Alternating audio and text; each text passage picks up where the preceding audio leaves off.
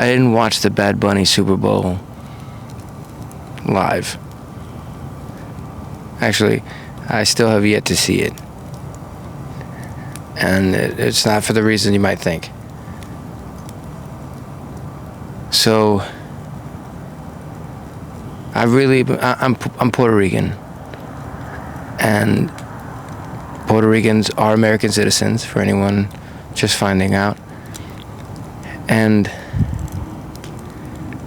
I was so excited, and I've been so excited and so proud for this performance, for Puerto Ricans and Latinos in general being put on the main stage, especially right now. But that's also exactly why it's so hard for me to celebrate right now. It's so hard for me to celebrate right now, knowing everything that's going on, and like, there are people who think they understand that, the about law enforcement and what's happening in Minneapolis and what's happening with this, particular law enforcement agency that's run amok, is that it's being used to further an agenda, specific agendas, and it's also being inside smaller groups also, there aren't, a lot of regulations. And bottom line is, they're not doing what people think they're doing. And when they say criminal, they just mean brown people. And that means any shade or darker than that. And it's such a difficult conversation to have, and I've been trying to say, how do I have this conversation? Because it's delicate, and as a Puerto Rican, a lot of people don't understand what the difference in that is. And I know, for me, there's been, now I've seen, in retrospect, such a silence from specifically the Puerto Rican community when it came to the civil rights movement in the 60s. And I think that if you look at, for me, the example that I look to that I feel is not strongly enough emphasized is hip-hop. I'm not even gonna trip. My mouth is dry. Like, it's a really difficult conversation to have, if I'm being real. And hip-hop is not, in music, hip-hop is a genre, but really, rap is music. Hip-hop is a culture. Rap is a part of that. Graffiti, breakdancing. And it's a cultural. It's a mindset. It's a rebellion. It's like kind of like rock and roll. It's a movement. Revolution will not be televised. That's because it's inside. It's something that happens internally. It's not something you can see happen. It's metaphor. Message? No, I don't know. Seriously though, I'm struggling with this one, and that's mostly because like being Puerto Rican, my family comes in all shades, right? My dad's really dark, my mom's really light, and growing up in mixed neighborhoods, like I really didn't.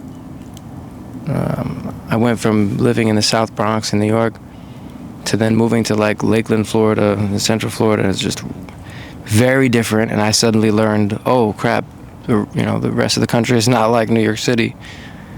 And then we moved to Miami because it was more comfortable. It felt a lot more like New York.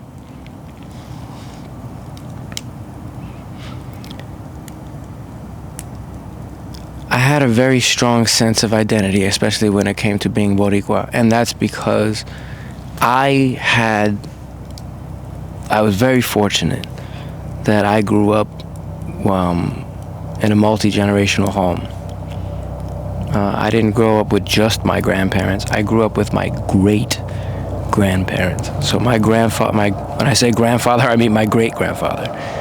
My great-grandfather was born in like 1903 or 1904, and my great-grandmother was born in 1901. These people, they were like my mom. When my mom worked when I was younger, they were the ones that were at home cooking and taking care of the house. Like, they were my grandparents, but they also lived in my house, and my mom took care of them, sort of like it was mutual, until they got really old and they needed full care. And my grandfather, me and him would play dominoes, and my grandfather was a proud Puerto Rican man. Like, he used to watch wrestling every Saturday or Sunday, whatever it was. And la lucha, pone la lucha, pone la lucha. And my grandmother, she would cook, and I would say my nina, my papa. Other people would say tu ma and tu pai. I'm gonna get into all that. It's kind of funny story because there were so many kids that they raised, and that's kind of like why I'm in that situation, was because, you know, they raised so many kids that they had nicknames that was tu mai and tu pai, because basically whenever somebody would try to ask them a question, they would ask tu mai, like your mom, ask tu, like tu as you in Spanish, and tu pai, tu mai as they just became their names, tu mai and tu pai. Anyway,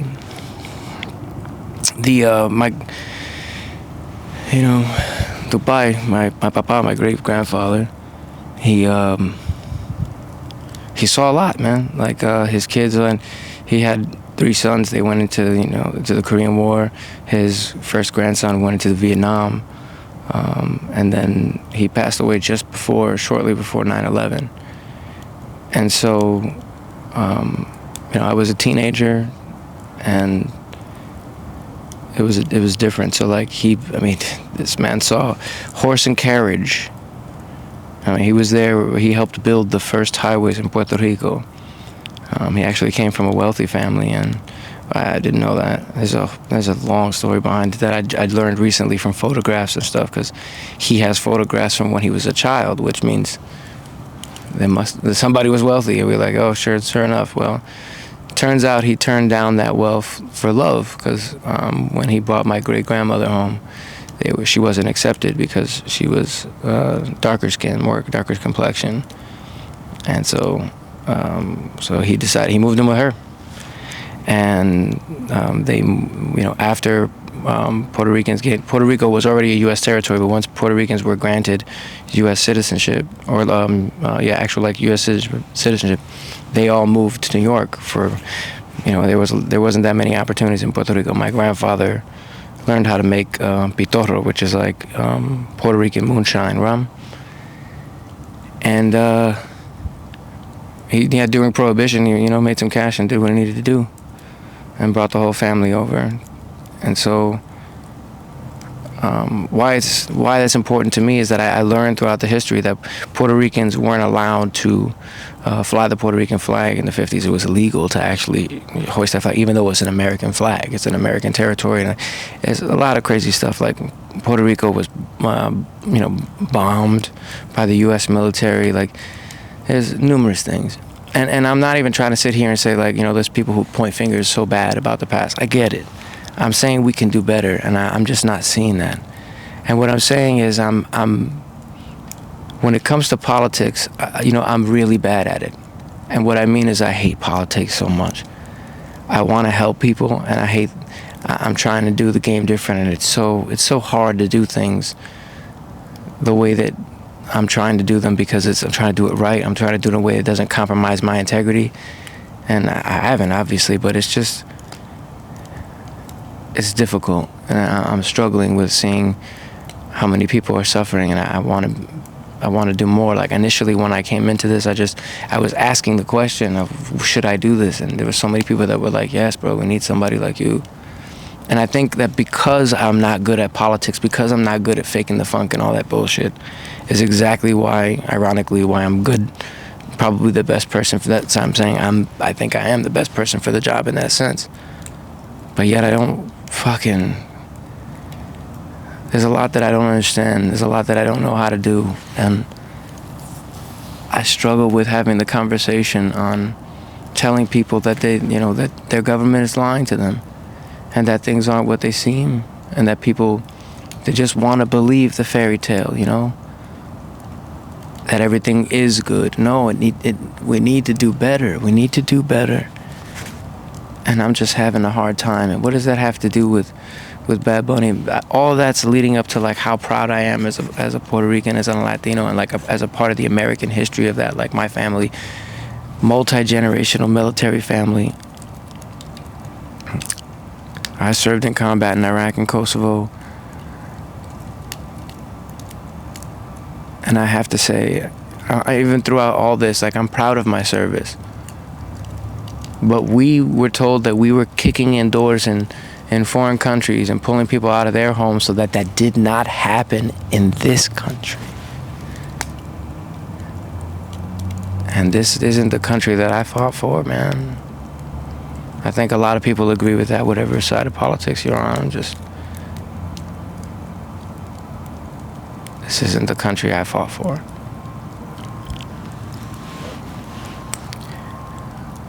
There are better ways. I know there are better ways, and I can imagine some. I have some ideas. Like, that's what we need. We need leaders who have a vision of the future, not some ideas from the past. I'm keeping that real. That's the problem, is that we're relying on people to keep making the old mistakes and like renaming themselves after old popes. Like, oh, this person is taking on the image of somebody. No, come on. We need something new, man. We need new ideas. We need the young people to step up, and we got to give them a better world. We're not doing that.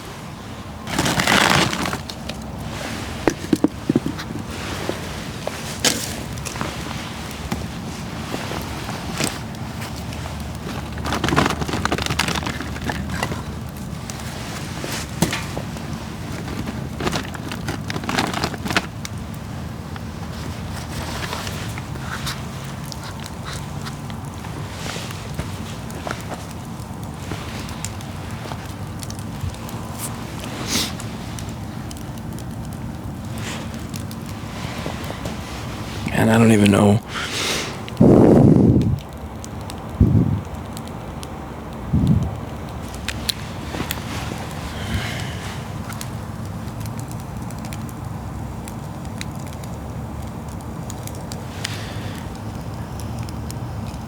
So I have 3 sons. Let me start with my wife. My wife is, I'm Puerto Rican. And honestly, you know what? Let me start with that. We did Ancestry a long time ago, and essentially, Puerto Ricans are, commonly, and just broadly speaking, and most Caribbean people are, in a sense, the mixture of European, Portuguese, Spanish, and African, mostly, typically along the coast. And then, Native American, indigenous American, Taino in the Caribbean and in, the southern area and the peninsulas and whatnot. And it's a combination of those things. And so a lot of people don't realize that you listen to bomba music in the Caribbean. That's African music that survived in the Caribbean, right? So that's important to the creation of hip hop, because Puerto Rican influence in the merger of hip hop. There's a cool story about a party in the South Bronx where a DJ came through, and a bunch of people came through and did all the different things. Like, there's some, who knows if there's exaggerations to that story or not, but the idea is that generally speaking, it's considered that this is when hip hop was created, or the beginning of hip hop.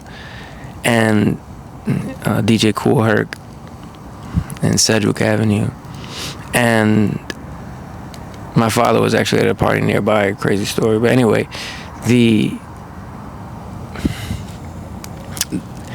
there was 3 gangs that sort of came to a truce during this time and during this party, and two were like black gangs, and then I think there was a Puerto Rican gang. And so that the combination of those gangs coming to a truce, plus the environments and the mixture of the music and the flavor and the dancing and the graffiti, just everything mixed up was that. So like, what people don't realize is anybody that has had the argument like, oh my God, who says Puerto Ricans didn't contribute to hip hop? What they don't understand is that the Puerto Rican influence in the music that survived from Africa and from the in bomba and in the Caribbean, those tribal and it's those aspects that mixed in that complete it. It's not necessarily, it's that, Puerto Ricans are part of that history too.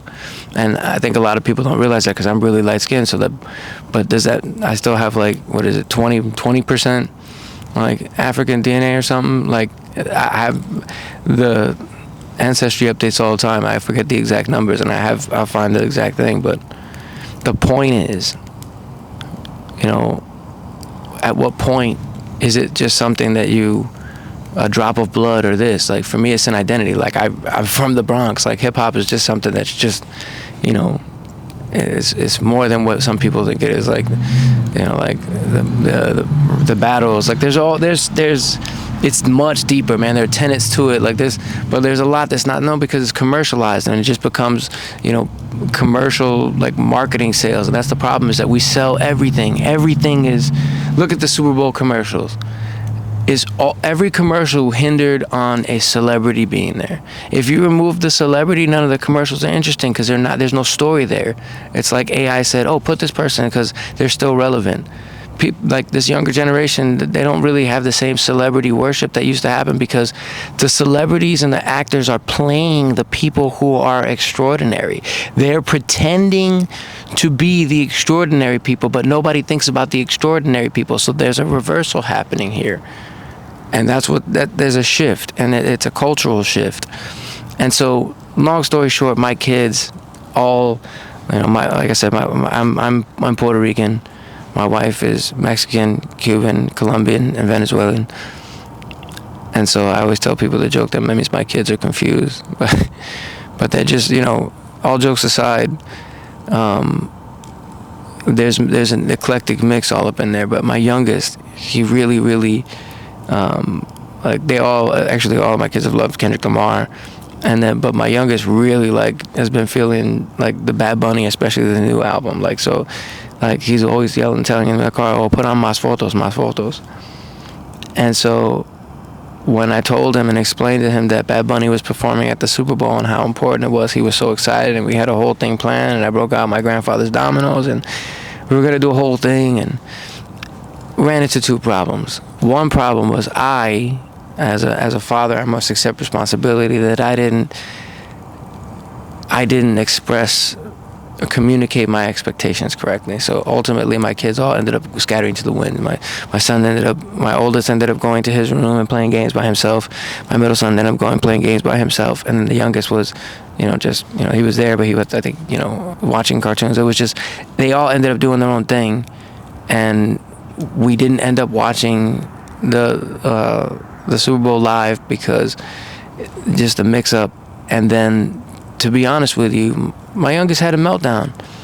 He was having a moment, and even though I wanted to watch it, and even though it was a huge moment, I actually came outside and I heard the next door neighbors, like, I don't have Hispanic neighbors, and I heard the Puerto Rican music and Bad Bunny's music like playing really loud in the next door neighbor's house, and people were dancing and cheering, and it was like the craziest thing. And I didn't want to hear because I wanted to wait to hear it, but I just had to like record a snippet of it because it was just the wildest thing to hear. And my family and I were here alone at home, like intentionally, sort of, but like I don't have a support system like family or siblings or anything like that. And so I have those things. I just don't have support from those people. And that's for various reasons. And that's not even the point of that. The point was I was looking forward to spending time with my family, and because my youngest had sort of, you know, a moment, and he was being, you know, it was being difficult for him. He was just having a moment. And that, you know, Ren decided that he was tired. My middle son decided he was tired. And so I said, you know what? We're not going to watch this live. Like, we were going to stay up, and we didn't have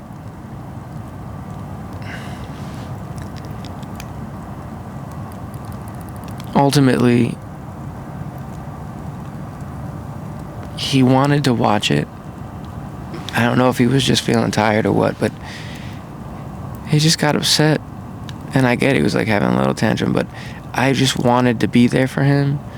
And I thought, I don't want him to watch, like us to watch it, and it, like, we'll rewatch it with him.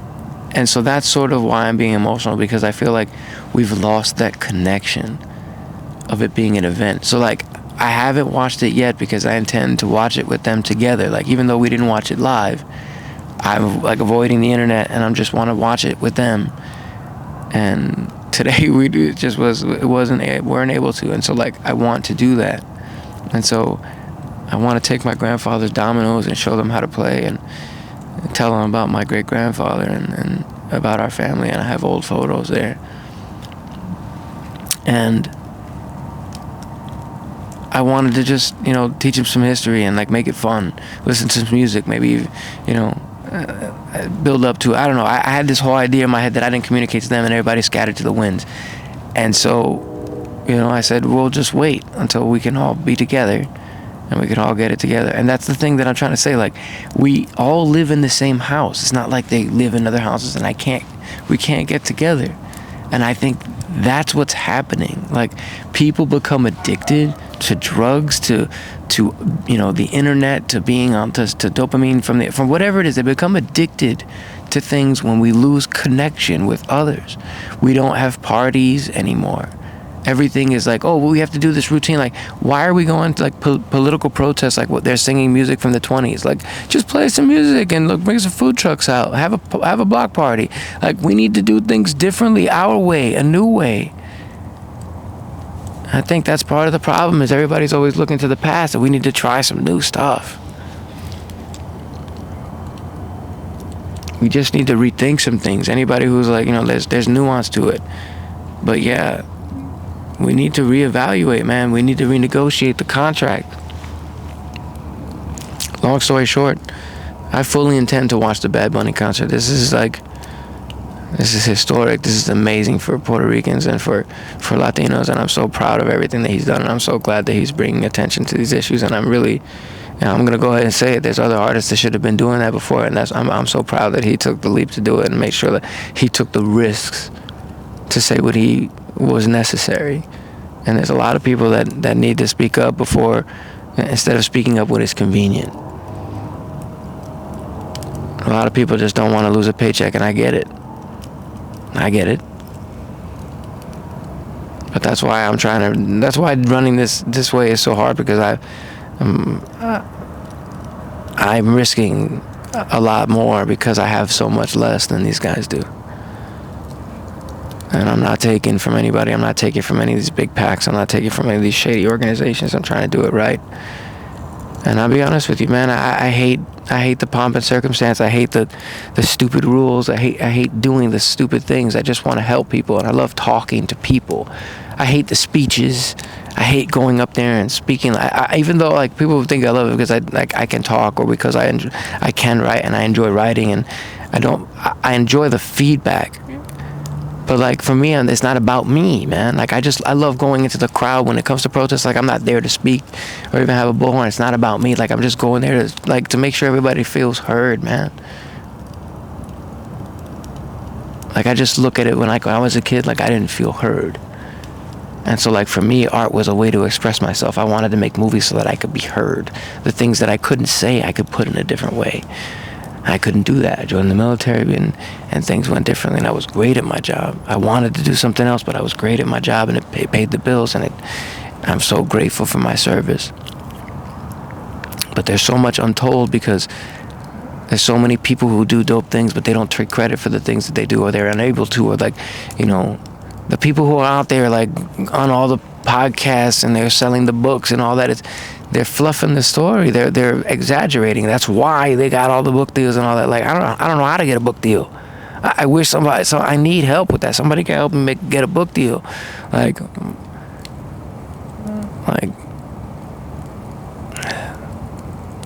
I'm writing my own story, but that's not the point. I'm just trailing off. I fully intend to watch it. I'm so proud of this. I just wanted to watch it with my son, with my whole family, honestly. He was having a moment, and I understood that.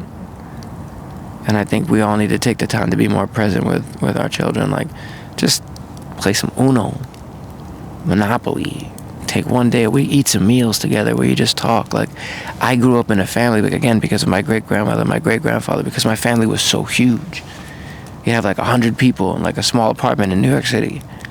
And then to see that wither away over time, and now nobody gets together and nobody sees each other. And then my grandmother passed away last year and she didn't even have a funeral.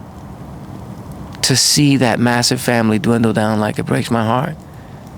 And I feel like that's what everybody's going through, is we're all disconnected. And the solution is that we need to stop using social media to sell shit. We need to stop being commercials for everything. Everything is not an ad. Everything is not a commercial. Evie, I didn't know you were out here. She caught me off guard. We need to use communication tools to communicate. This is like having a telephone, but every time you pick up your phone to call somebody, you had to listen to an ad first. That's what we're doing with the internet. We need to stop doing this with social media. We need to stop it.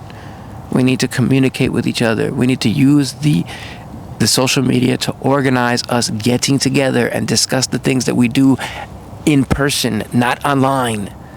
Like, that's the problem. You're telling them what you're going, hey, let's organize and go over here. You're telling them what you're doing. You need to organize the events online and say what you need to behind closed doors. Point being, I can't wait to watch this performance, but I'm going to wait for my children and to do it the right way, and it just didn't work out. But I'm so proud to have been able to just hear a snippet of hear Latino music, hear Puerto Rican music, and like it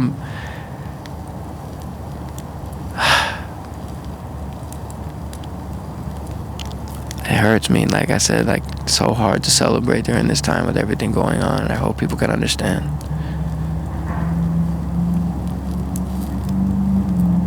And it's not what it seems, it's not what you're being told.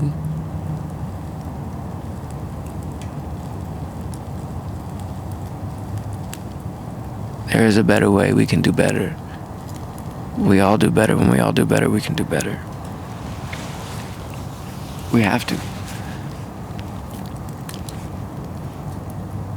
I believe in America. I believe in the United States of America. I believe in this country.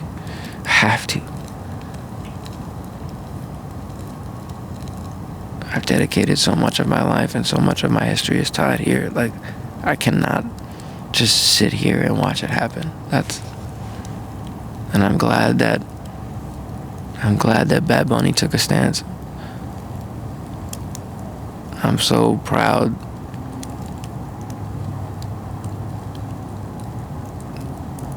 that the younger generation of Boricua have a hero, because that's what they need. They need somebody to look up to. They need something they can mimic instead of just what they see. They mimic what they see, and right now in leadership, all they see is garbage. And thus, because of a poor example, they will mimic that example. And Benito gave them a better one. Let's all give them a better one.